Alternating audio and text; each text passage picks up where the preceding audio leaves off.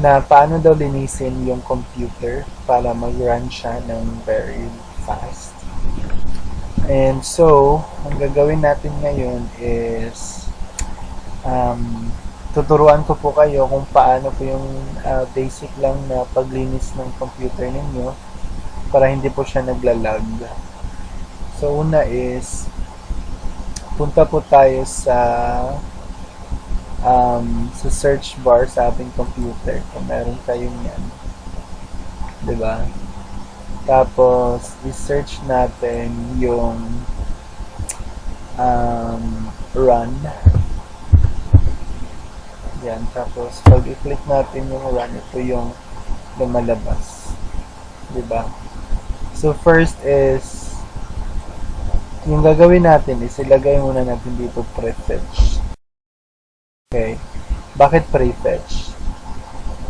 Wala lang. Prefetch kasi yung isang pangalan ng mga programs kung saan nasa-store yung mga hindi nagagamit ng mga cookies, kumbaga parang cookies and cache.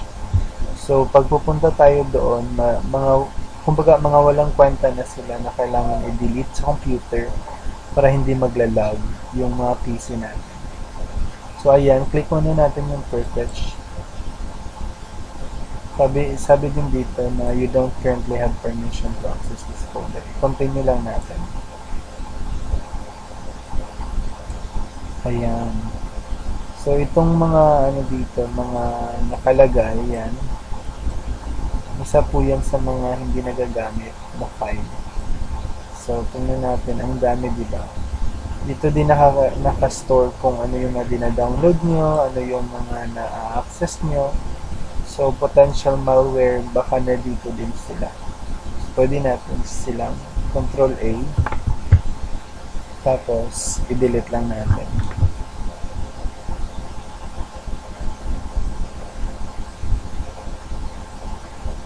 Tapos, skip lang natin yan.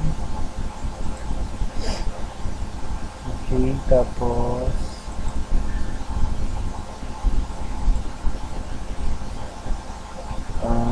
hindi na yan madidelete yung iba dyan. Skip lang natin. Ayan, meron na naman. So, madali lang siyang mag-store dyan ng mga unwanted files.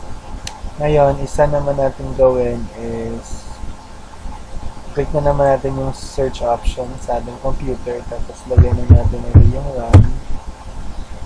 Tapos, ilagay natin dito is temp. Okay. Tapos ito, wala din itong mga kwenta. Ayan, pwede din natin siyang i-control A.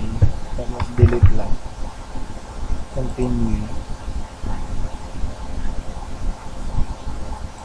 Continue lang. Do this for all current time. Skip. Ayan. So, nawala yung iba. Tsaka, ulit, balikan natin yung search option, tapos run. Tapos, lagyan by this time, lagyan natin ng percentage. Tapos, 10%. Ayan. Tapos, click OK.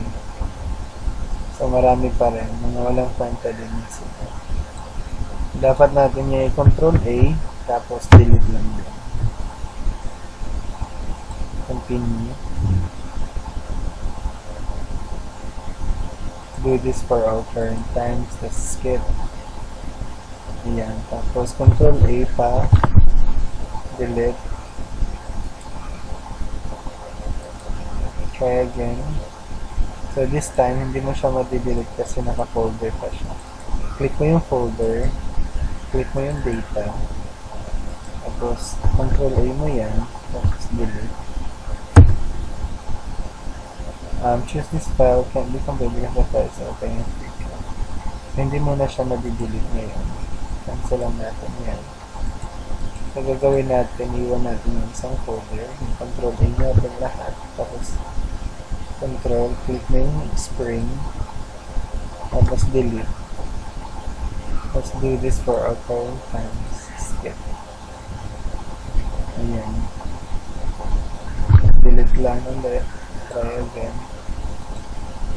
Try again. Ayan. Hindi pa siya makakuha.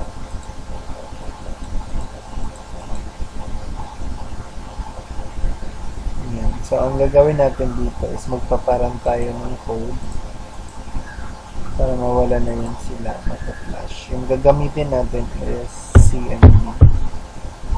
Click mo yung CMD, tapos okay. Tapos may nakalagay dito is C users del. So, ang gagawin natin is ipa-flash natin yung DNS. Flash DNS. Okay. DNS. Okay. So, ang gagawin pala natin is IP config muna. IP config tapos slash DNS. Ayan. Tapos hit enter. So, nakalagay dito yan, Windows IP configuration successfully flushed the DNS resolver cache. So, no need na kayong mag-clear ng cookies or cache. Dito na lang. Tandaan nyo lang yung IP config flush DNS. Tapos, last na lang, punta tayo sa search option kasi hindi pa totally malinis yan. Paparan uli natin yung run. Tapos, lagay natin WS reset. So, may reset yung yung Windows to Windows reset. Hindi naman ma-reset lahat, pero yung lang nakalagay sa software or mga unwanted files na na-receive ng internet. So, okay lang natin. Tapos, ito yung mangyayari. Hintayin lang natin na mag-open to. Yung Windows system WS Reset XE. So, parang sa store to siya. So, hintayin natin na ma-open yung store. Parang Microsoft Store to siya. Ayan na, nandito na yung Microsoft Store. Ibig sabihin na reset na yung Windows natin. Basta ma-open na yun. Kasi black to kanina, diba? So, ayun lang guys. Kung may comment pa kayo, yun lang yung basic natin na na paglinis sa ating computer para hindi maglalag. That's it for today's video and hope you like it. Bye for now.